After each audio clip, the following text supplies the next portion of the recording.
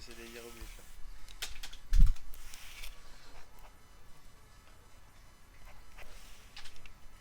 Oui. Ah oui, oui. En confiance. Alors bonsoir à tous, bienvenue en salle de marché d'EliFX, bienvenue dans cette heure donc dédiée au webinaire éducatif sur cette salle de trading. Donc pour ceux qui la découvrent, je vous en rappelle le principe, 4 émissions fixes par jour, 9h15, 11h, 14h15 ou 15h15 l'après-midi en fonction des statistiques américaines, et donc à 18h du lundi au jeudi un thème pédagogique. Et donc ce soir nous allons revenir sur quelques éléments théoriques d'analyse fondamentale, et puis nous allons faire un point ensemble ici sur l'état actuel de la conjoncture économique au sein de la zone euro. Donc nous allons voir quelques grands thèmes dominants, l'état de la conjoncture économique aux États-Unis et bien sûr quelques perspectives économique pour anticiper donc la suite des événements, et puis bien sûr essayer de répondre à la grande question, la crise, le point bas du cycle économique est-il fait au sein de la zone euro, et si oui, bien que faut-il surveiller pour en avoir donc la confirmation. Donc bienvenue à tous. Vous avez donc à droite de la salle de trading, là où normalement vous visualisez ce webinaire, cette page d'introduction, webinaire éducatif d'EliFX, vous avez une file commentaires. Vous pouvez donc d'ores et déjà bien exprimer quelques critiques ou quelques questions. Enfin bref, allez-y, exprimez-vous.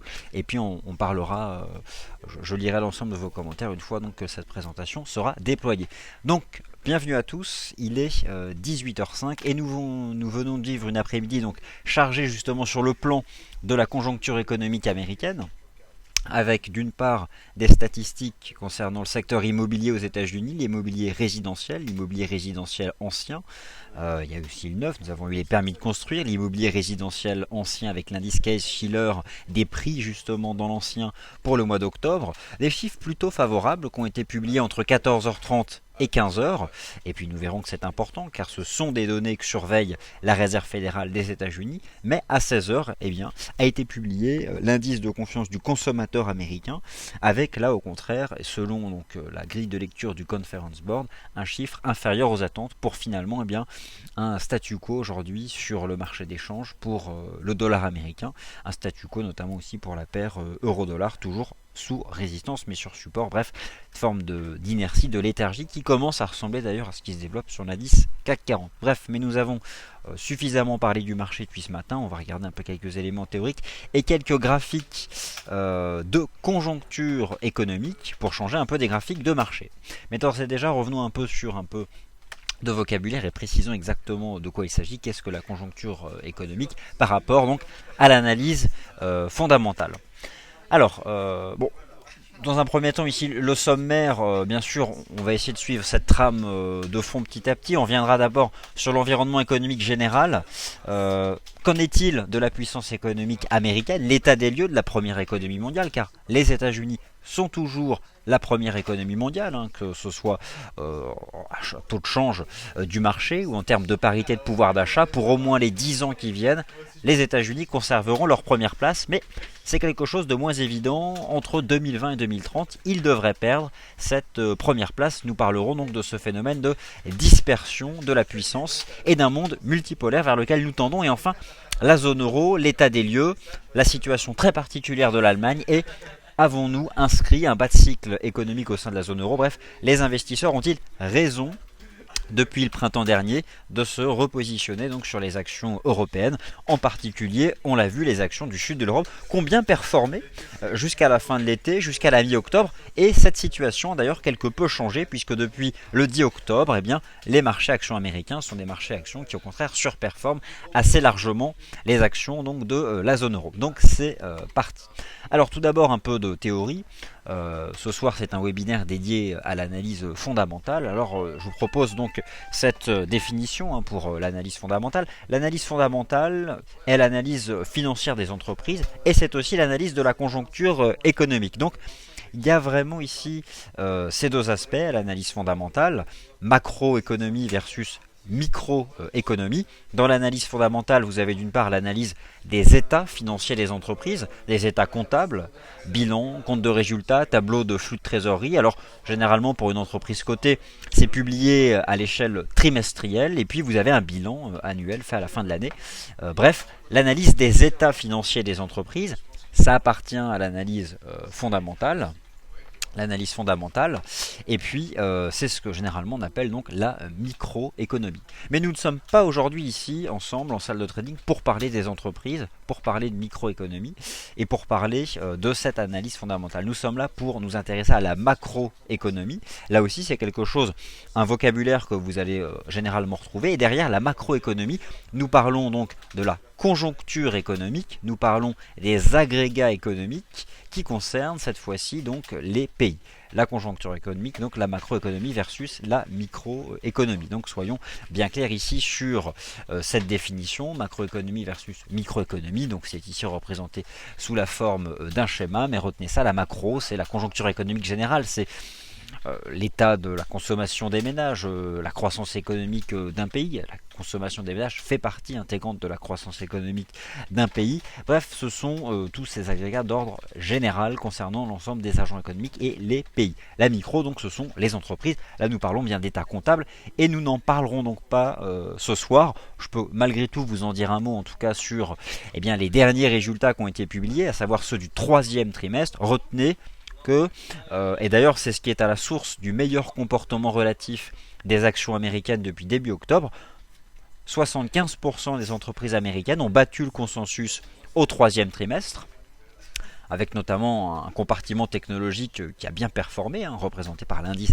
Nasdaq, et vous l'avez tous constaté, l'indice Nasdaq retrouve ou tend vers ses sommets de l'année 2000, donc de la bulle Internet, mais avec pour autant donc des ratios de valorisation nettement inférieurs à ce qui a été observé 13 ans auparavant. Bref, l'indice Nasdaq surperforme toujours aussi bien. Par contre, et c'est là où déjà il y a eu un début de déception par rapport à ce repositionnement des investisseurs sur les actions européennes, moins de 50% des entreprises de la zone euro ont battu le consensus du marché au troisième trimestre, à savoir les mois donc de juillet, août et septembre. Et au fond, c'est pour ça que à partir de la mi-octobre, les investisseurs sont revenus vers les actions des États-Unis.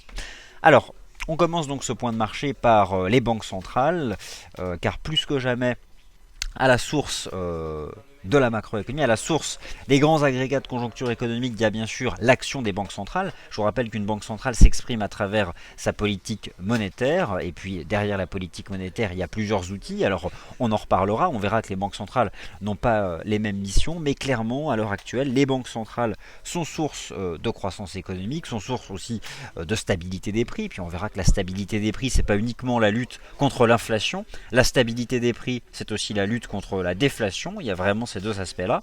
Bref, vous avez sous les yeux les 8 principales banques centrales des États-Unis, donc la Fed, la Réserve fédérale des États-Unis, la Banque centrale européenne, la BCE, la Banque centrale du Japon, la BOJ, la Banque centrale d'Angleterre, la Banque d'Angleterre, la BOE, etc. Bref, et puis bien sûr une banque centrale montante et qui sera à horizon 15 ans, 20 ans, la banque centrale la plus importante du monde, la Banque centrale de Chine, la BPOC. Alors retenez bien sûr ces banques centrales pour ceux qui les découvrent, et dites-vous bien que elles ont donc des missions différentes, des objectifs différents, mais qu'elles sont plus que jamais, à travers leur politique monétaire, d'une part source de conjoncture économique, source d'agrégats, elles influencent directement à travers leur action les grands agrégats économiques, mais surtout la politique monétaire est souvent le reflet justement de l'état économique d'un État. Et on le verra tout à l'heure à travers un certain nombre de graphiques, mais à travers, derrière le cycle des taux d'intérêt d'une banque centrale, le taux d'intérêt directeur, les taux d'intérêt à court terme, se cache généralement la situation économique d'un État, ou en tout cas les perspectives économiques d'un État. Alors pourquoi d'ailleurs la banque centrale, les banques centrales sont au cœur du fonctionnement économique? Alors il y a un certain nombre, il y a un mécanisme au fond de transmission qui est assez clair. Alors vous avez ici représenté à gauche une banque centrale. Alors la banque centrale en fait c'est elle qui fixe le coût de l'argent si vous voulez en dernier ressort. C'est l'institut qui va émettre de la monnaie, qui va créer la monnaie et qui va en fait proposer cette monnaie aux banques commerciales à un certain coût. Alors les banques centrales émettent de l'argent, proposent cet argent à certains coûts, et ça c'est vraiment une notion importante. Le coût de l'argent, c'est ce qu'on appelle le taux d'intérêt, et ça quel que soit d'ailleurs le coût évoqué, on parle de taux d'intérêt. Alors les banques centrales ont entre leurs mains, dans leur action, les taux directeurs, et il y a plusieurs taux directeurs. Celui le plus important, c'est le taux dit de refinancement. C'est concrètement le coût auquel les banques commerciales vont emprunter de l'argent auprès des banques centrales. Et puis derrière, ici, vous avez donc l'ensemble des banques commerciales. Alors une banque commerciale, c'est votre agence bancaire au coin de la rue, votre agence, je ne vais pas citer toutes les banques commerciales françaises, mais bref, ces banques commerciales qui, elles, vont vous accorder des prêts à la consommation ou des prêts immobiliers, vont bien sûr chercher à faire une marge. Si elles ne cherchent pas à faire de marge, c'est qu'elles veulent absolument que vous deveniez leur client et elles seront prêtes à adopter une marge négative pour que vous deveniez client chez elles. Mais de manière générale, les banques commerciales vont chercher à gagner de l'argent par rapport à leur propre coût de l'argent auprès des banques centrales et vont vous proposer donc des prêts à un certain coût. Elles prendront donc une marge par rapport au taux dit interbancaire, puisque les banques commerciales se prêtent aussi de l'argent les unes aux autres. Et ensuite, ces banques commerciales vont prêter de l'argent aux agents économiques, les entreprises, les consommateurs. Alors d'ailleurs on aurait pu mettre les entreprises et les consommateurs ici sur le même plan, puisque les banques commerciales accordent des prêts aux entreprises, les banques commerciales accordent des prêts aux agents économiques, aux consommateurs, aux particuliers. Et puis au fond c'est ce mécanisme de transmission qui fait que vous particulier ou vous chef d'entreprise, vous entreprise, vous allez payer l'argent beaucoup plus cher qu'une banque commerciale va le payer auprès de la banque centrale, ou que les banques commerciales vont payer les unes avec les autres. Donc voilà concrètement le mécanisme de transmission de base de la politique monétaire à travers justement ce coût de l'argent. On parle ici du cycle des taux d'intérêt à court terme. Alors là, c'était vraiment la petite partie théorique d'introduction, puisque plus que jamais, ces banques centrales, plus que jamais, la politique monétaire est à l'ordre du jour, parce que, au contraire, les politiques budgétaires sont à la restriction budgétaire, notamment en zone euro. Nous avons des dettes publiques, et on va revenir justement sur ces pourcentages, des dettes publiques importantes, et qui ont fortement progressé ces dernières années. À titre d'exemple, la dette publique de l'État fédéral des États-Unis est passée sur les dernières années de 60% du produit intérieur brut des États-Unis à plus de 100% du produit intérieur brut. Bref, il y a ici quelque chose de très important avec justement donc ce coût de l'argent, ce coût de la dette, avec justement donc ce taux d'intérêt.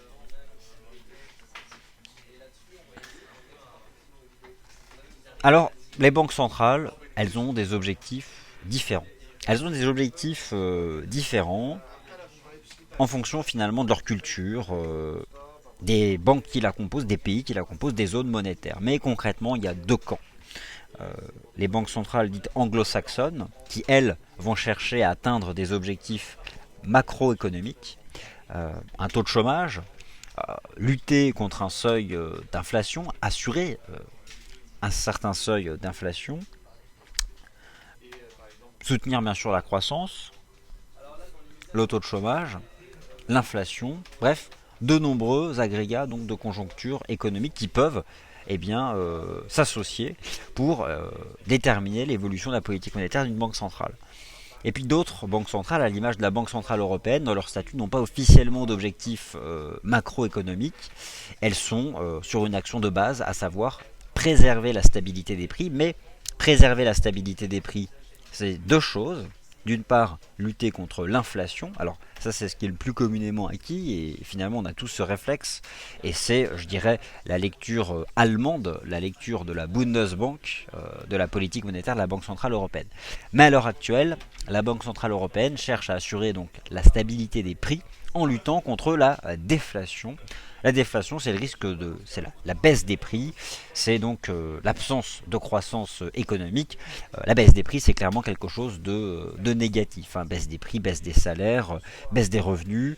Bref, un cercle vicieux contre lequel une banque centrale va chercher à agir quand il est encore temps. Et alors enfin, est-ce qu'une banque centrale cherche officiellement à influencer son taux de change? Alors ça dépend des banques centrales, mais plus que jamais maintenant, à l'heure actuelle où la compétition mondiale est importante, on voit régulièrement des phases de guerre de monnaie intenses reviennent.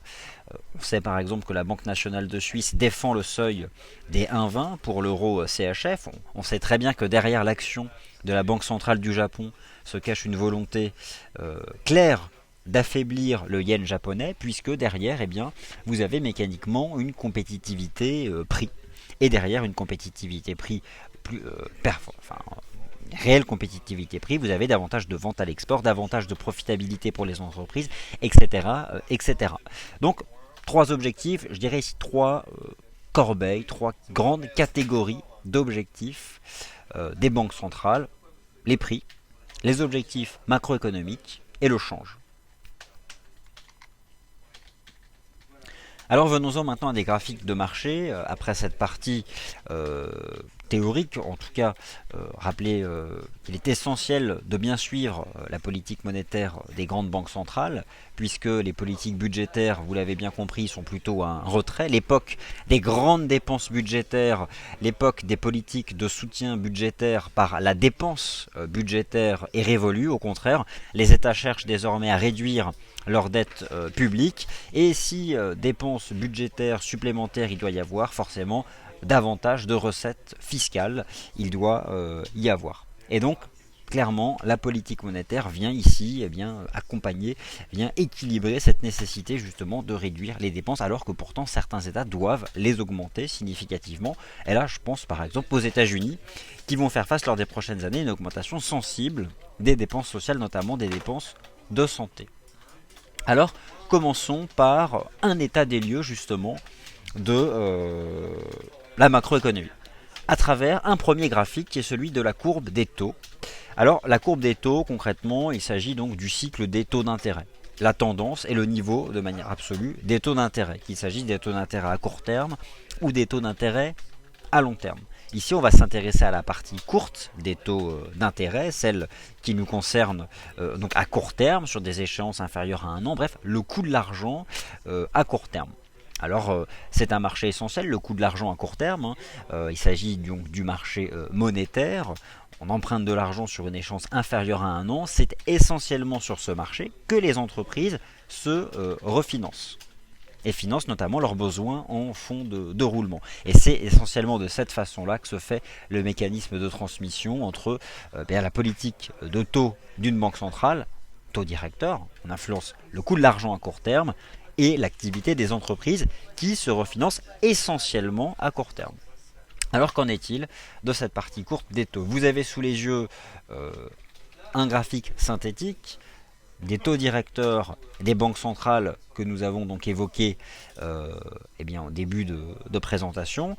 En bleu ici donc la Banque Centrale Européenne, la Banque d'Angleterre, la Banque Centrale du Japon, la Réserve Fédérale des États-Unis ou encore la Banque du Canada. Et vous constatez tous que depuis 2008, nous sommes passés d'un cycle haussier des taux d'intérêt, ou en tout cas des taux d'intérêt qui étaient sur des niveaux élevés. Et là, nous parlons concrètement du taux de refinancement des différentes banques centrales. Alors là, c'est clairement le coût de l'argent. Lorsqu'une banque commerciale va s'adresser à la Banque Centrale Européenne, elle va payer l'argent temps. Alors, par exemple, lorsqu'à l'époque, ici en 2008, banques comme BNP Paribas, Société Générale, Crédit Agricole, etc., avaient besoin d'emprunter à court terme de l'argent à la Banque Centrale Européenne, elle le payait 4%. Et aujourd'hui, elle le paye récemment 0,25%.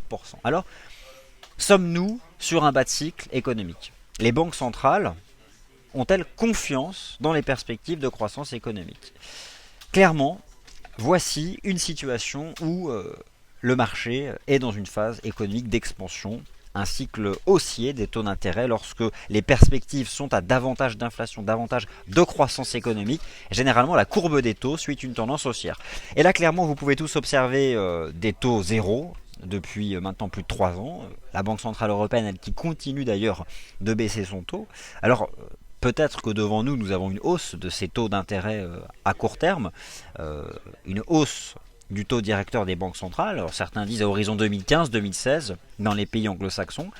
Là, en effet, là nous aurons une indication importante du fait que les banques centrales croient justement à un retour en autonomie de grandes économies qui, par elles-mêmes, pourront assurer à long terme une croissance économique. Mais tant que ces taux seront maintenus sur des niveaux proches de zéro, tant que la tendance ne s'inversera pas, cela signifiera que les banques centrales n'ont pas confiance à long terme dans la capacité de nos économies à repartir de l'avant. Et là, le fait que la Banque Centrale Européenne abaisse à nouveau ses taux Baisse surprise le jeudi 7 novembre, alors que depuis le printemps dernier, le marché revient massivement sur les actifs risqués européens.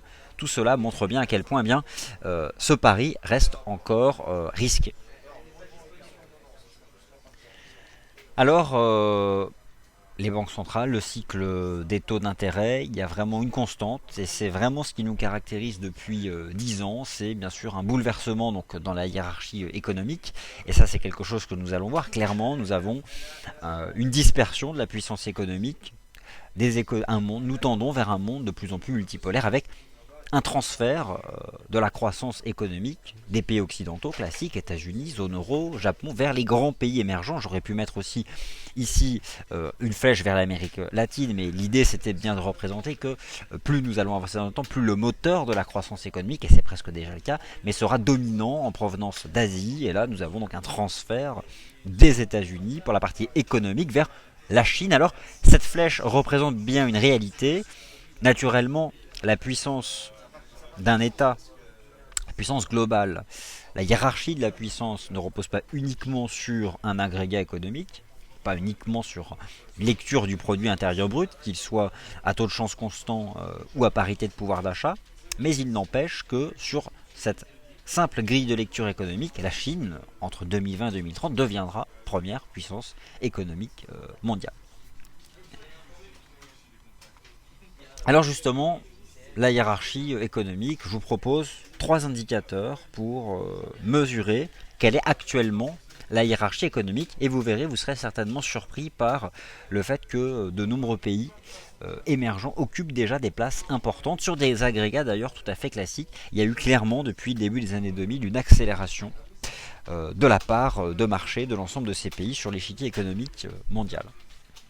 Alors tout d'abord, quelque chose de très simple, le produit intérieur brut, c'est l'agrégat de référence, l'indicateur de conjoncture économique de référence pour mesurer ce que l'on appelle la croissance économique mondiale. Alors, lorsque vous entendez parler de croissance économique, il s'agit simplement d'un taux de variation, un taux de variation tout simple, hein, la formule habituelle, valeur d'arrivée sur valeur de départ sur la valeur de départ, que vous pouvez multiplier par 100 pour avoir un taux de variation en pourcentage, bref, mais il s'agit simplement d'un rapport, d'un taux de variation entre le PIB d'une certaine année par rapport à l'année en cours. Et voici donc quel est le classement actuel.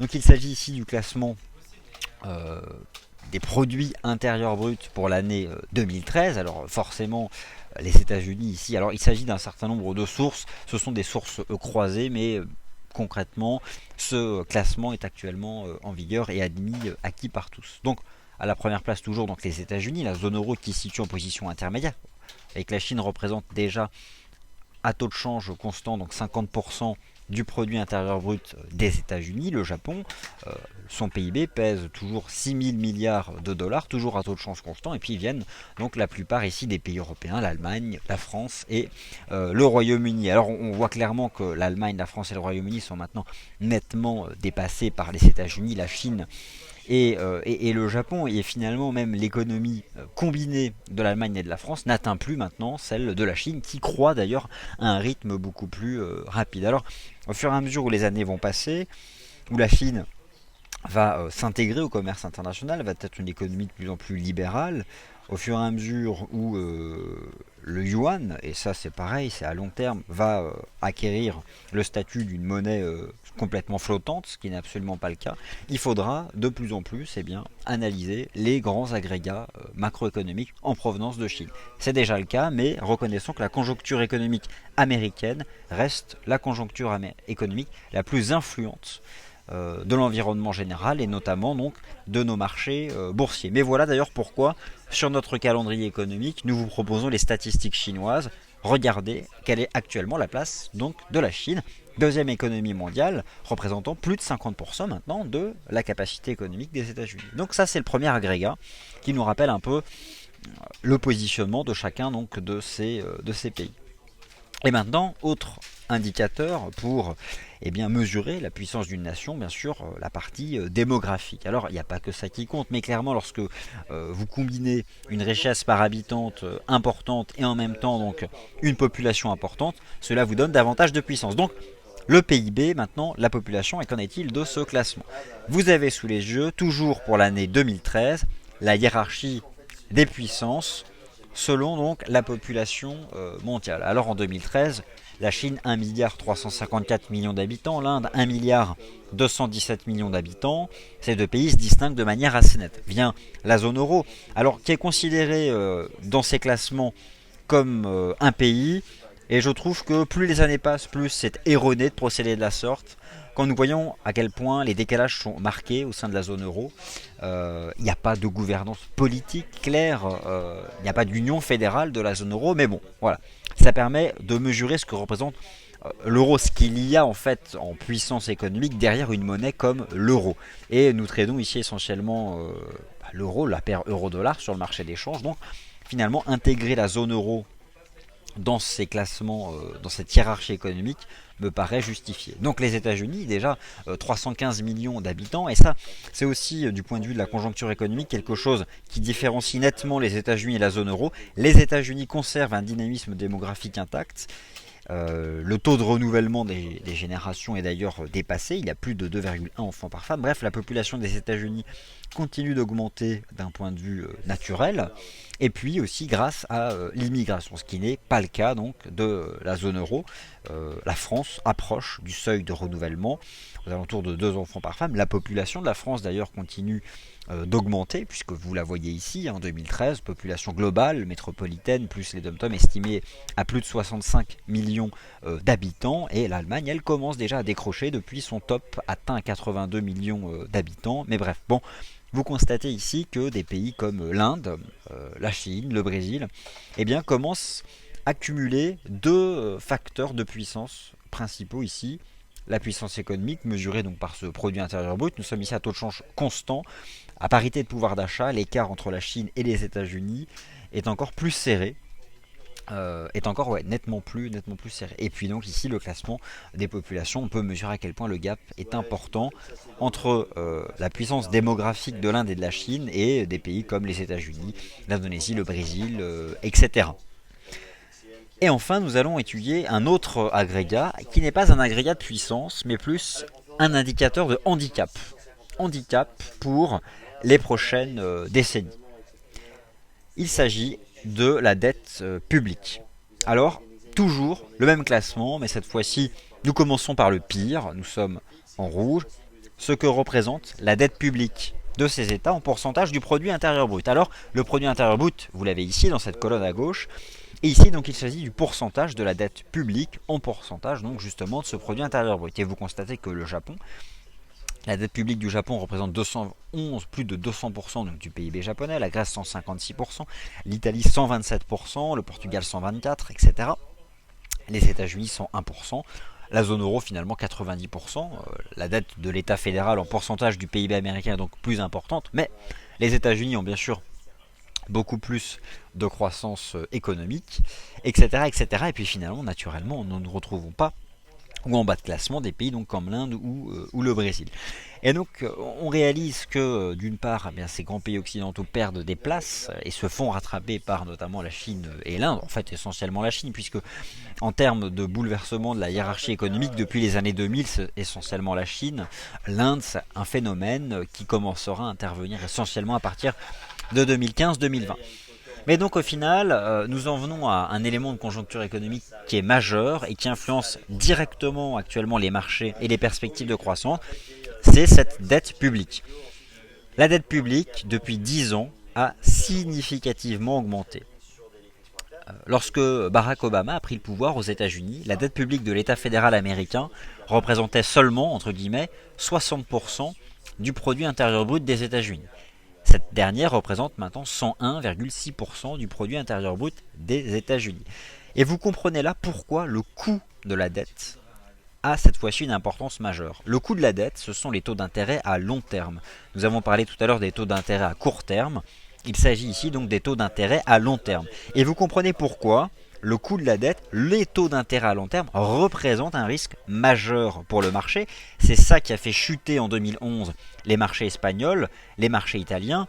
L'Espagne et l'Italie sont sur des niveaux de dette publique extravagant. La dette publique italienne, plus de 127% de son produit intérieur brut, celle de l'Espagne, 90% de son produit intérieur brut. Les marchés actions boursiers espagnols et italiens se sont effondrés en 2011, lorsque le coût de la dette s'est envolé à plus de 7% pour l'Espagne et plus de 6% pour l'Italie. Mais au fond, c'est logique, on a une dette importante, si son coût augmente, si la charge d'intérêt augmente, eh bien cela clairement accapare une partie dominante des dépenses de l'État, et puis derrière c'est beaucoup moins de croissance économique, et ça met même en risque le fonctionnement donc de l'État et la capacité de l'État à continuer d'emprunter sur les marchés. Alors voilà pourquoi les taux, le coût de la dette, les taux longs, notamment les taux longs américains, sont fortement surveillés depuis donc quelques mois, et voilà pourquoi justement la Réserve fédérale des États-Unis, depuis septembre 2012 et le lancement de la phase 3 du quantitative easing, n'achète pas d'actions, mais bien des obligations du Trésor US pour maintenir le plus bas possible les taux d'intérêt à long terme, à cause justement donc de l'importance de cette dette publique américaine. Donc voici ici pour l'état des lieux, PIB, population et pourcentage de la dette publique, trois indicateurs que j'ai retenus pour finalement réaliser que des pays occidentaux, pays comme les États-Unis encore extrêmement bien positionnés sur le plan de la hiérarchie économique, eh bien, va souffrir maintenant d'un handicap d'infrastructure de poids à travers donc l'importance de cette dette publique et notamment le coût de cette dette publique. C'est pourquoi les banques centrales ont maintenant, à travers leurs mesures non conventionnelles, un rôle majeur.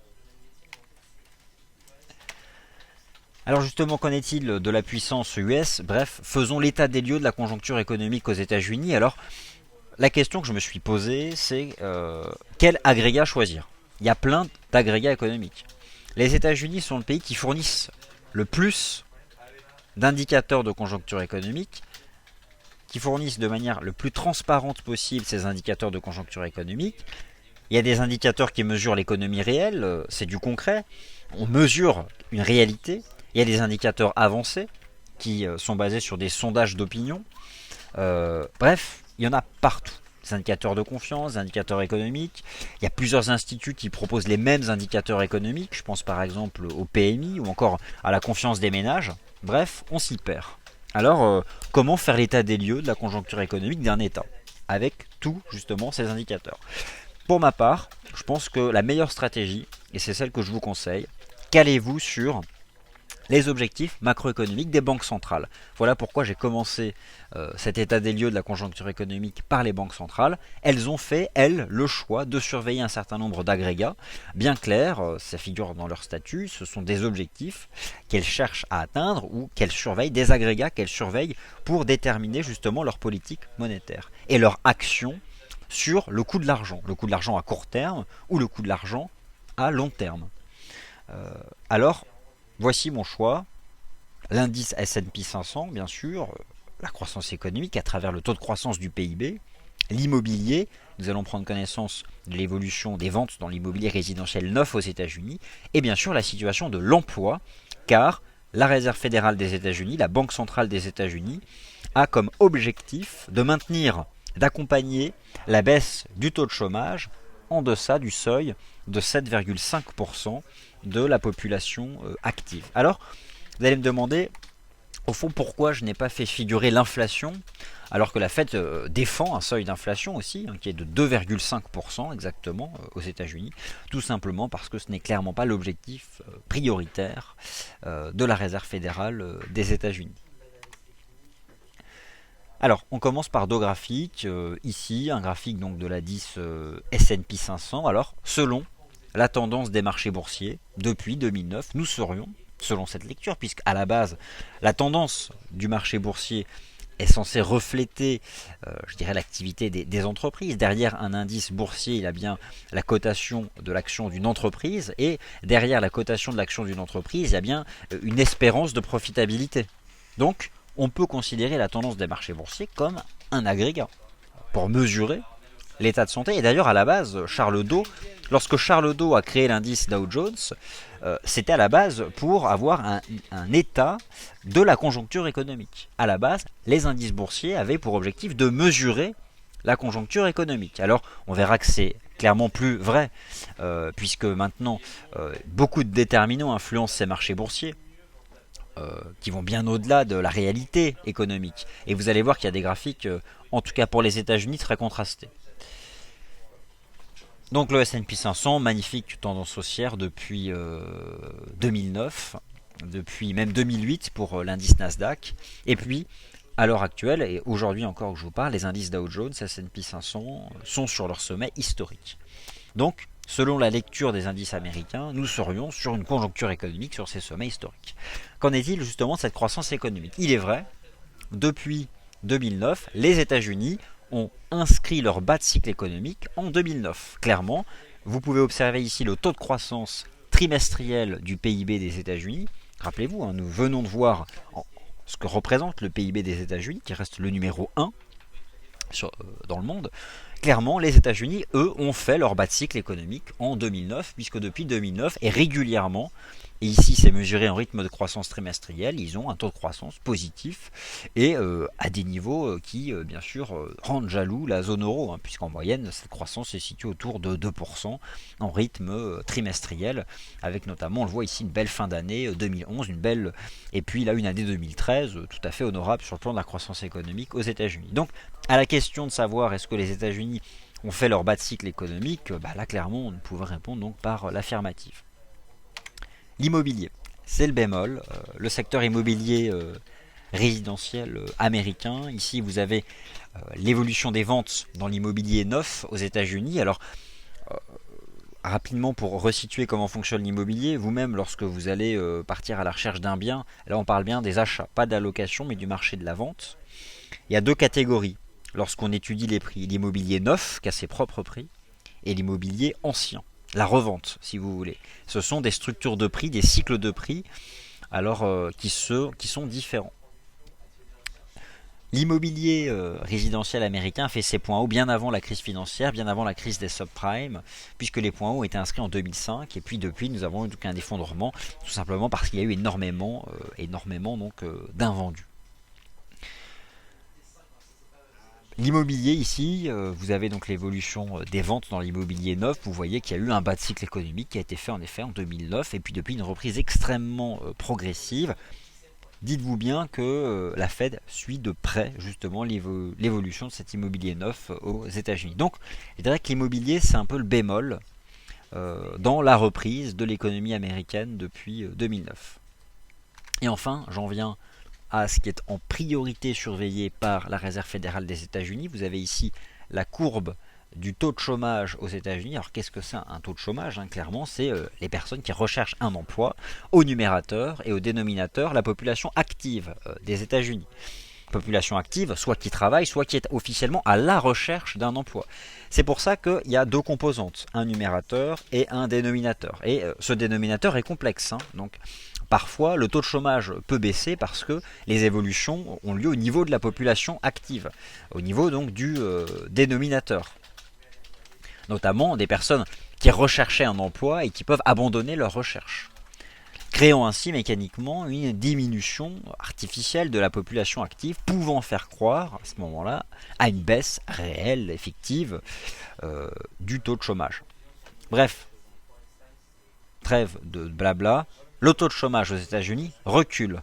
Le taux de chômage aux États-Unis recule depuis ses sommets donc, de l'année 2010, où justement il avait fait un top à 10% de la population active. Et depuis, une baisse donc extrêmement lente. Alors, naturellement, les États-Unis ont donc fait a priori un bas de cycle économique en 2010. Le taux de chômage a commencé à diminuer, mais la Fed, elle, ne touche pas à son cycle des taux d'intérêt à court terme, au coût de l'argent à court terme, au financement, au coût du financement des entreprises à court terme, parce que clairement, ces objectifs en termes d'emploi ne sont pas atteints. À l'heure actuelle, le taux de chômage aux États-Unis représente 7,5% de la population active. Le seuil surveillé par la Fed, c'est 6,5% de la population active. Et encore, une simple incursion de ce taux de chômage sous les 6,5%, lorsqu'on écoute les membres de la Réserve fédérale des États-Unis, ne serait pas suffisant pour réengager un cycle haussier des taux d'intérêt. Alors que, rappelez-vous, nous l'avons vu en début de formation, le cycle haussier des taux d'intérêt à court terme représente, c'est à la base de tout temps, l'agrégat de base qui nous dit, qui reflète une économie en croissance économique durable. croissance économique durable, et on essaye de neutraliser les risques inflationnistes avec une hausse du coût de l'argent. Donc finalement, lorsqu'on regarde la croissance économique, elle est là depuis 10 ans, depuis 2010, pardon, depuis 3 ans, il y a de la croissance aux États-Unis. Depuis 3 ans, le marché action suit une belle tendance haussière. Depuis 3 ans, le taux de chômage baisse aux États-Unis. Et depuis 3 ans, les taux d'intérêt à court terme sont situés à 0.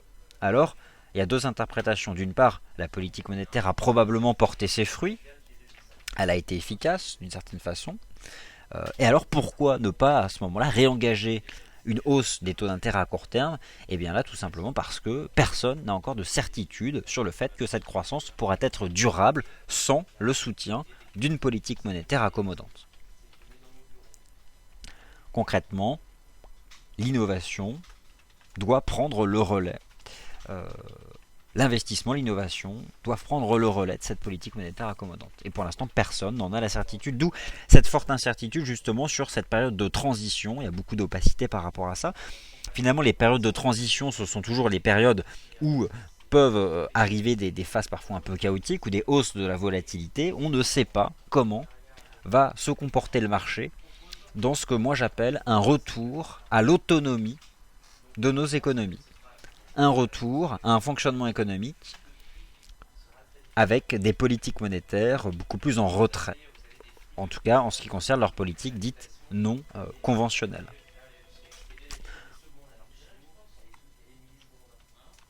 Alors la Fed, son bilan, alors ici il n'est pas question de juger le bilan de l'action de la Réserve fédérale des États-Unis, mais d'essayer de comprendre pourquoi il y a un décalage aussi fort entre la hausse des marchés boursiers depuis 2009 et la croissance économique et l'évolution du taux de chômage ou encore la reprise de l'immobilier. Pourquoi y a-t-il un décalage aussi fort entre la tendance haussière que suit par exemple les ventes secteur immobilier aux États-Unis, la croissance économique ou encore les créations d'emplois aux États-Unis? Bien, vous avez la réponse sous les yeux, vous avez ici la représentation graphique du bilan de la Fed. Alors là, quand j'entends bilan, c'est l'état comptable, le document comptable. Vous savez, des entreprises, un bilan avec un actif et un passif. Vous avez sous les yeux l'actif du bilan de la Fed. Et vous constatez que depuis 2008, l'actif du bilan de la Fed suit une belle tendance haussière. Alors, belle tendance haussière des actions américaines, belle tendance haussière du bilan de la Fed, un immobilier qui se reprend de manière très progressive, un taux de chômage qui baisse mais de manière assez lente, croissance économique qui a fait son retour, et pourtant un cycle des taux d'intérêt à court terme qui reste à zéro, alors que dans des périodes d'expansion économique, généralement on constate une hausse des taux à court terme. Nous avons là probablement une des explications, et probablement, et certainement en fait, l'explication de ce décalage marqué entre la hausse des actions et la réalité économique. Et c'est pourquoi l'action de la Réserve fédérale des États-Unis, pour la partie non conventionnelle, et ce que vous avez sous les yeux, c'est la partie non conventionnelle, l'utilisation du bilan d'une entreprise rassemble l'ensemble des mesures dites non conventionnelles. La Banque Centrale Européenne n'a jamais utilisé son bilan. Soyez-en certains. La LTRO, le programme de financement à long terme des banques, n'est en aucun cas une utilisation du bilan de la Banque Centrale Européenne. C'est une enveloppe d'argent. Mais la BCE ne met rien dans son bilan. Rien et rien. Elle ne mettra jamais rien tant que la Bundesbank s'y opposera. Elle le fera peut-être si un jour scission il y a entre Banque Centrale Européenne et Bundesbank. À ce moment-là, clairement, le bilan de la BCE sera utilisé. Donc, ce que vous voyez ici, c'est le quantitative easing phase 3, lancé en septembre 2012, et qui représente à l'heure actuelle, chaque mois, 85 milliards d'achats d'actifs, et notamment 45 milliards d'obligations du Trésor américain. Du Trésor américain, c'est ce qui a permis essentiellement de financer les dépenses budgétaires de l'administration Obama, avec, donc vous l'avez eu, la dette publique qui est passée de 60% du PIB à plus de 100% donc à l'heure actuelle. Alors, on a beaucoup parlé de taux, court terme, long terme. Je vous en ai fait ici la synthèse. Vous avez donc ce qu'on appelle justement la courbe des taux, la partie courte et la partie longue aux États-Unis. Donc en noir, sont représentés ici les taux longs aux États-Unis. Le coût de la dette lorsque le gouvernement américain, le Trésor américain, le ministère de l'économie va émettre de la dette sur une échéance bien précise, la plus surveillée ici à 10 ans, eh bien, le gouvernement américain vous rémunère, vous acheteurs de dette publique américaine, actuellement à plus de 2%, actuellement aux alentours de 2,70% aujourd'hui. Et puis ce que vous avez ici représenté en bleu, c'est le taux de refinancement, le coût de l'argent à court terme. Lorsqu'une banque va aller emprunter de l'argent auprès de la Réserve fédérale des États-Unis. C'est 0, enfin 0,20% exactement. Alors, je voulais vous montrer une chose, et là vous allez bien faire la différence entre la période d'expansion économique des années 2004 et 2007 et la période d'expansion économique entre guillemets depuis 2010. Et ça va clairement vous marquer. Rappelez-vous, on a eu une belle croissance économique entre 2003 et 2008, 2007. Et puis là, depuis 2010, il y a de la croissance économique. Alors, si nous avons une croissance économique sur ces deux périodes-là, nous devrions, entre 2004 et 2007, observer une hausse des taux à court terme. Et depuis 2010, nous devrions observer une hausse des taux à court terme. Observez la différence. Ici, le cycle des taux d'intérêt à court terme entre 2004 et 2007, taux d'intérêt, les Fed Funds aux États-Unis, le coût est passé de 2% à 5,50% ou 5,25, je ne sais plus. Et voici depuis 2010 la période d'expansion économique au sein duquel nous sommes depuis 2010 aux États-Unis, baisse du chômage, hausse de croissance économique. Eh bien, c'est plat, pas de hausse de taux. Alors, c'est là, au fond, je pense, l'indicateur qui permet de bien distinguer, de bien mesurer la différence qu'il y a entre cette période d'expansion 2003-2007 et la période actuelle, et finalement l'incertitude majeure qu'il existe toujours donc sur la pérennité de cette croissance économique. Et enfin, représenté en noir ici, quelque chose qui me paraît d'extrêmement risqué, et finalement on voit que le marché commence déjà à intégrer le retrait des achats d'obligations par la Fed. Vous avez ici le coût de la dette US à 10 ans, alors clairement ce que le Trésor américain doit payer à ses créanciers lorsqu'il émet de la dette. Plus de 2%, et je pense que cette tendance haussière-là est dangereuse. Alors vous allez me dire, en 2004, 2005, 2006, le coût de la dette, les taux d'intérêt à 10 ans aux États-Unis étaient sur des niveaux plus élevés, 4%, 5%, oui, mais à l'époque, la dette publique ne représentait pas ce qu'elle représente à l'heure actuelle aux États-Unis, et la nécessité de dépenser davantage, notamment les dépenses sociales, n'était pas aussi importante qu'à l'époque. Bref, je pense que, et enfin aussi pour des raisons d'arbitrage, des raisons basiques de gestion, puisque clairement le papier américain, l'obligation US reste un placement sûr, un placement sans risque. Si sa rémunération augmente, on peut avoir un phénomène de déplacement du marché action vers justement ces obligations qui seraient mieux rémunérées. C'est pour ça que je pense que la hausse des taux d'intérêt à long terme représente à la fois un risque systémique pour l'économie américaine, eu égard à l'importance de la dette publique et à la nécessité de dépenser davantage lors des prochaines années, et enfin représente un risque, ou en tout cas le catalyseur potentiel d'une inversion de tendance des actions américaines, dès lors que l'obligation américaine, je peux vous garantir qu'une obligation américaine qui rémunère 4 ou 5%, vous avez la moitié des gérants qui sortent du marché action. Marché action, c'est aléatoire. Si le Trésor américain vous offre 5% de rendement à 10 ans, vous allez voir des déplacements de capitaux énormes vont s'opérer. Alors, je vous remonte ici un peu ce graphique que j'ai pris le temps de vous construire, simplement pour représenter ce qu'on peut appeler justement la dispersion de la puissance. Et je voulais surtout, à travers ce graphique, vous montrer l'importance de suivre au jour le jour les statistiques chinoises, avec une accélération très nette de la part de la puissance économique mondiale détenue par la Chine. Vous avez ici représenté en bleu la zone euro. Ces pourcentages sont exprimés en pourcentage de la puissance des États-Unis. Donc, au dénominateur, vous retrouvez le PIB des États-Unis. Alors, vous voyez qu'entre 1990 et 2013, la zone euro est passée de 90% du PIB des États-Unis à moins de 80%. Bien sûr, il y a un décalage de croissance économique entre les États-Unis et la zone euro. Le Japon a clairement chuté, puisqu'en 1995, le Japon représentait 70% de la puissance économique des États-Unis, il est passé sous 40%. Vous avez là une économie qui a fortement souffert un risque de déflation qui est resté très fort au Japon. Japon d'ailleurs, la Banque centrale du Japon en est à son 11e quantitative easing. Bref, c'est le scénario que veut impérativement éviter la Banque centrale européenne, ce scénario donc à la japonaise, avec une chute énorme de la part de marché du Japon dans l'économie mondiale. Et enfin ici, vous avez ici donc en marron la Chine et en vert l'Inde. Alors dites-vous bien que l'Inde est actuellement dans cette phase-là. L'Inde, elle est dans la phase qu'a connue la Chine entre 90 et 2000. Et à partir de 2015-2020, elle va rentrer dans cette phase ici beaucoup plus verticale. Donc, à l'heure actuelle, en 2013, l'économie chinoise représente, vous l'avez vu, 55% de l'économie américaine, contre moins de 20% il y a à peine 8 ans. C'est incroyable.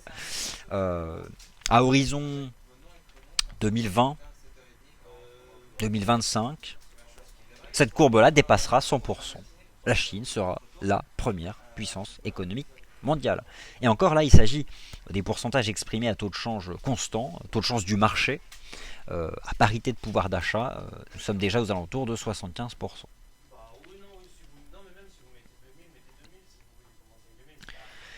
Alors, on a beaucoup parlé de l'économie américaine, de la différence entre la phase d'expansion économique 2004-2007 et la phase d'expansion économique qui a commencé depuis 2010.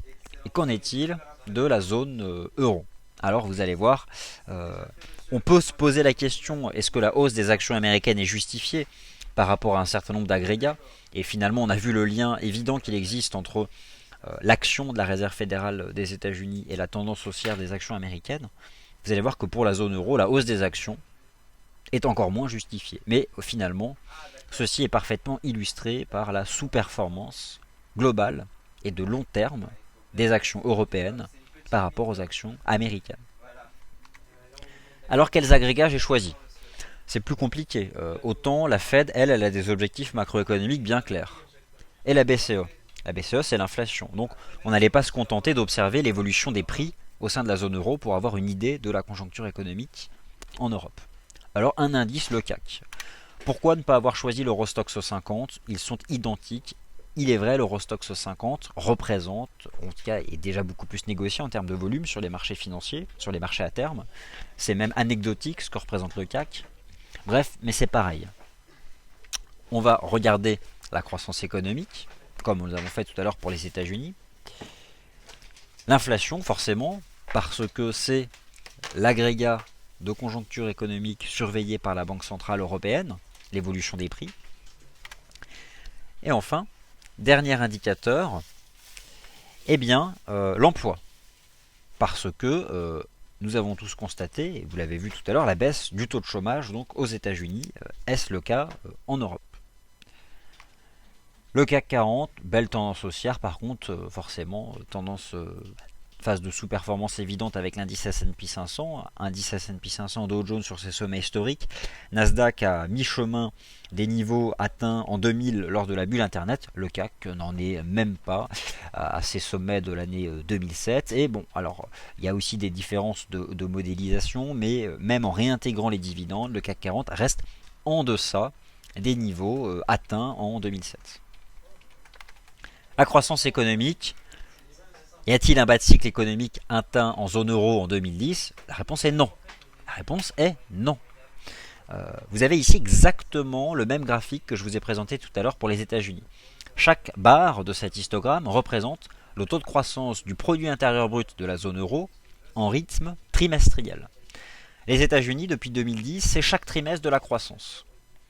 En Europe, 2010, 2011, on a eu de la croissance. Et puis là, crise de la dette souveraine. Les pays du sud de l'Europe n'ont pu contrôler leur dette publique. Explosion de la dette publique, mais pire que ça, explosion du coût de la dette publique. Avec des pays comme l'Italie, l'Espagne, à deux doigts de ne plus pouvoir faire appel au marché et d'être asphyxiés par le coût de la dette, par la charge d'intérêt. Bref, retour de la zone euro en récession, avec une succession de taux de croissance négatifs pour le produit intérieur brut. Et là, vous comprenez pourquoi la part de la zone euro exprimée en pourcentage de la puissance économique des États-Unis recule. Vous comprenez pourquoi la zone euro, chaque année, perd du poids à l'échelle mondiale. Et rupture. Rupture en 2013. La grande question. 2013, signe-t-il le bas de cycle économique pour la zone euro? Au même titre que 2010 est-elle l'année du bas de cycle économique pour les États-Unis? Depuis 2010, les États-Unis ont de la croissance économique, l'immobilier a fait un point bas, se reprend, le chômage baisse. Et pourtant, la Fed ne modifie pas son cycle des taux d'intérêt. En Europe, la croissance économique à l'échelle de la zone euro est revenue depuis 2 trimestres. Ça fait seulement 2 trimestres. Vous avez ici les chiffres du deuxième trimestre 2013 et du troisième trimestre 2013. Voici les chiffres. Au deuxième trimestre 2013, 0,3% de croissance, et au troisième trimestre 2013, 0,1% de croissance. Voici pourquoi le marché fait ce pari de retour de la croissance au sein de la zone euro, et voilà pourquoi finalement le pari est très risqué. Ça fait seulement 2 trimestres qu'on observe ce retour de la croissance. Alors ce retour de la croissance a-t-il des conséquences pour le particulier? Première conséquence, en tout cas, nous sommes tous avant tout concernés ici par notre capacité à travailler, à gagner de l'argent, à avoir un salaire. C'est ce qui nous permet de vivre. Alors là, on va regarder deux graphiques. Clairement, il n'y a aucune rupture dans le cycle que suit actuellement le taux de chômage au sein de la zone euro. Alors bien sûr, ça va vous surprendre, c'est le strict opposé de ce qu'on observe aux États-Unis. Aux États-Unis, nous avons une pente baissière pour le taux de chômage, toujours pareil, pourcentage de la population active, le nombre de demandeurs d'emploi sur la population active, 2 barres, la population à la recherche d'un emploi et la population occupée. Bref, retour de la croissance économique au sein de la zone euro, poursuite sans faille de la tendance haussière du taux de chômage au sein de la zone euro. Et plus inquiétant, et c'est ce qui a amené finalement la Banque Centrale Européenne à baisser ses taux, diminution du rythme de l'évolution des prix, période de désinflation, ralentissement du taux de croissance des prix, avec clairement ici, depuis donc le mois d'octobre dernier, puisque là, 0,7%, il s'agit du taux d'inflation au sein de la zone euro pour le mois d'octobre, et c'est mi-décembre prochain, le 17 décembre exactement, que nous aurons le taux d'inflation en zone euro pour le mois de novembre. Bref, un chômage qui reste sur ses plus hauts, un risque de baisse des prix, baisse des salaires et tout ce qui s'ensuit en termes de cercle vicieux, et une croissance économique qui fait son retour depuis 2 trimestres. Et naturellement, des perspectives de croissance économique très favorables pour 2014. Pour 2014, le marché anticipe ça. Voilà, le marché anticipe ça. Mais nous sommes dans la prospective. Rien n'est garanti. Mais voilà le pari du marché depuis le printemps dernier et ce bon comportement d'indices comme l'IBEX ou encore le MIB donc sur le marché des actions. Vous comprenez pourquoi donc c'est toujours un pari risqué de revenir et de fortement pondérer les actions européennes. Aucune inflexion de la courbe de l'emploi. Un risque de déflation.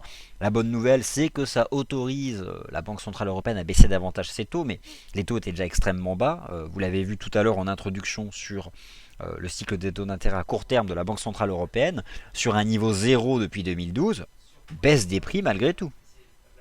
Absence de retour à la croissance économique, j'ai envie de dire presque une non-efficacité de la politique monétaire conventionnelle de la Banque Centrale Européenne.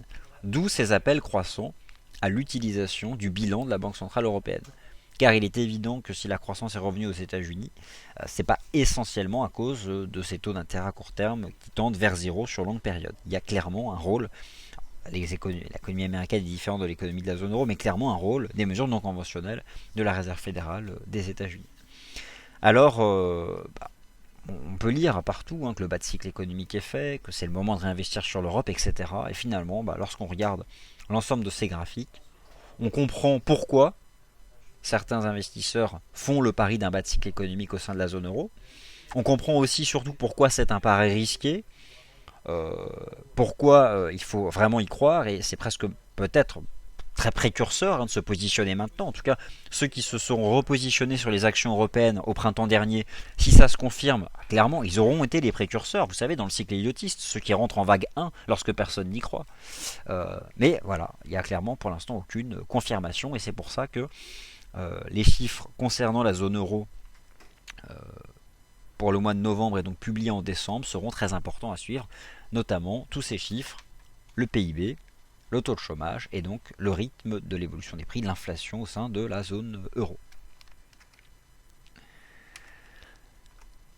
Alors, un dernier phénomène qui concerne justement la zone euro, c'est le décalage croissant qu'il existe entre l'Allemagne et la zone euro, car si l'on reprend exactement les mêmes agrégats économiques qu'on a vus pour les États-Unis et la zone euro, et si on extrait l'Allemagne, ce n'est plus le même monde. Alors, le bas de cycle économique est-il fait au sein de la zone euro? Si zone euro égale Allemagne, oui, naturellement, ça semble. En tout cas, on a des agrégats économiques allemands beaucoup plus proches de ceux des États-Unis que de la zone euro. On va le constater, vous allez voir. Mais voilà, l'Allemagne n'est pas la zone euro. Mais l'Allemagne représente aux alentours de 30% du produit intérieur brut de la zone euro. Et finalement, lorsqu'on veut investir sur un actif allemand, qu'il s'agisse du marché obligataire ou des actions allemandes, il faut de l'euro. Alors c'est peut-être aussi là ce qui neutralise la tendance de la paire euro-dollar sur le marché d'échange. Alors quelques graphiques pour mesurer justement ce décalage important qu'il existe entre l'Allemagne et la zone euro. D'une part ici, vous avez la représentation graphique du commerce extérieur allemand. Ne cherchez pas zéro, c'est beaucoup plus bas. On commence ici à un excédent de 8 milliards d'euros. Donc chaque mois, vous constatez que depuis 3 ans, le commerce extérieur allemand est bénéficiaire chaque mois de plus de 8 milliards d'euros. Alors c'est très cyclique, mais voilà, c'est très cyclique, mais c'est quand même une tendance haussière. Et en octobre, le commerce extérieur allemand a été bénéficiaire de 20 milliards d'euros, c'est un record. Ce qui a d'ailleurs amené la Commission européenne à lancer une enquête, par principe. Peut-être pour gêner l'Allemagne qui s'oppose fermement aux orientations de la Banque Centrale Européenne.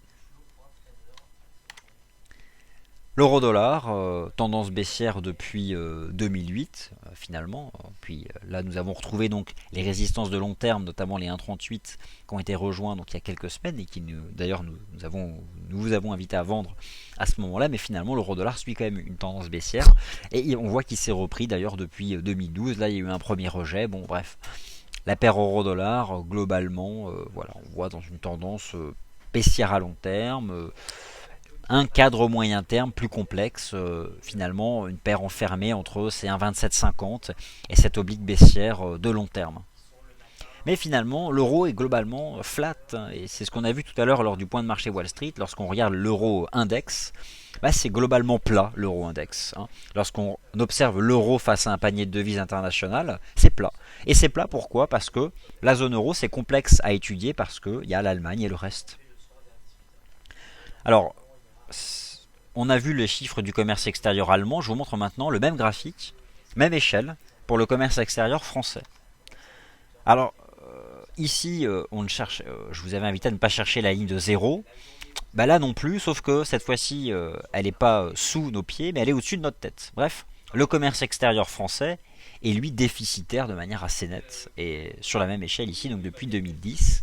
Bref, ici, on mesure parfaitement le décalage énorme qu'il y a entre l'Allemagne et la France, dans la capacité de l'Allemagne à aller chercher de la croissance à l'extérieur, et qui s'exprime notamment donc par ses exportations, cet excédent commercial, alors qu'on voit que le déficit commercial français s'est creusé depuis l'été dernier.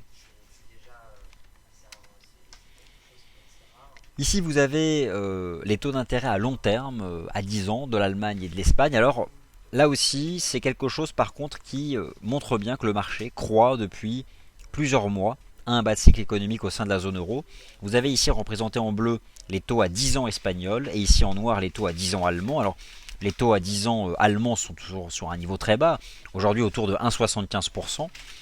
D'ailleurs, il y a eu un décalage à court terme entre le coût de la dette aux États-Unis et en Allemagne. Bref, on fait confiance à l'Allemagne, mais par contre, il est vrai, le coût de la dette en Espagne et en Italie a fortement reculé depuis quelques mois, signe finalement d'un retour en grâce de ces pays sur le marché de la dette et finalement signe d'un relatif retour à la confiance. Mais clairement, l'effondrement des marchés actions européens, on l'a vu en 2011, notamment du sud de l'Europe, a essentiellement été causé par ça, l'envolée donc des rendements obligataires de ces pays-là, dont la dette publique avait explosé, faisant peser un risque cette fois-ci systémique sur l'économie de ces pays.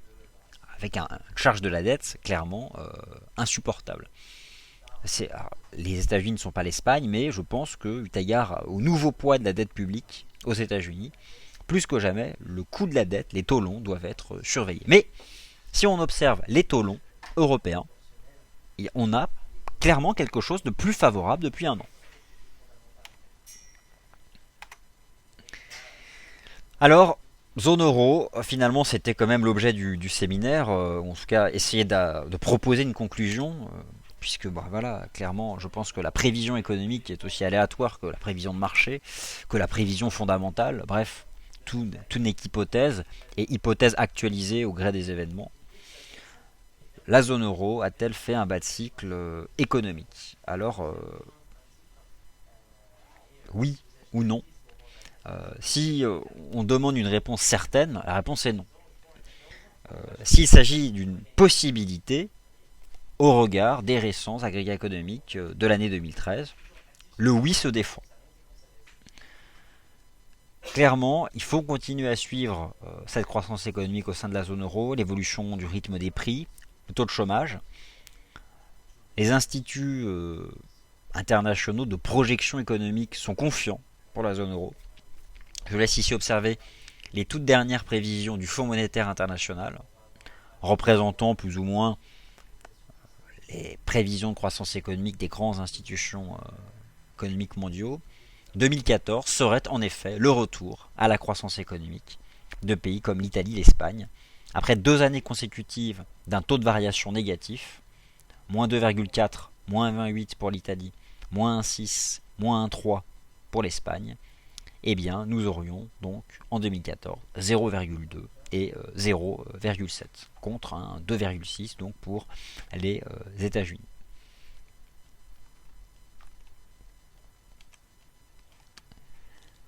Alors, merci d'avoir été attentif et puis je vais donc regarder un peu vos commentaires. Alors déjà Paul nous dit que Olivier Delamarche explique que les chiffres du chômage européen sont faux. Peut-être sont-ils pires que prévu. En tout cas les chiffres officiels sont déjà extrêmement négatifs.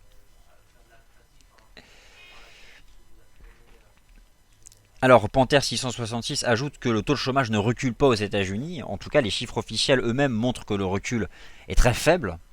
Donc alors voilà, ce serait du bluff dans ces cas-là. Finalement, j'ai envie de dire, la simple observation des taux montre que personne n'est dupe. Et en aucun cas les banques centrales. Pourquoi d'ailleurs dire qu'on maintient les taux à zéro tant que le chômage est au-dessus de 6,5 et qu'on ne touche à rien même si ça passe sous 6,5? Ça veut bien dire que réellement, il n'y a pas 6,5% de taux de chômage, même lorsque le taux de chômage officiel passera en dessous.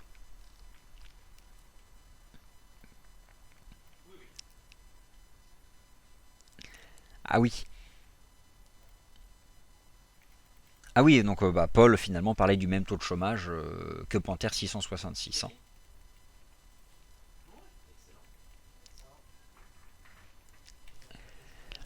Alors y a-t-il des questions? La file commentaire est globalement vide. N'hésitez pas. Ou même des remarques ou des participations. Je vais tout poster. Je vais poster ça dans la file commentaire.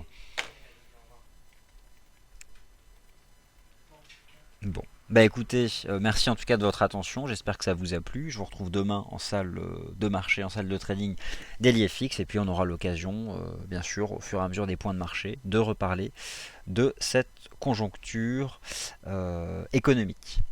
Merci à tous, et je vous souhaite une excellente soirée, et à demain sur DailyFX.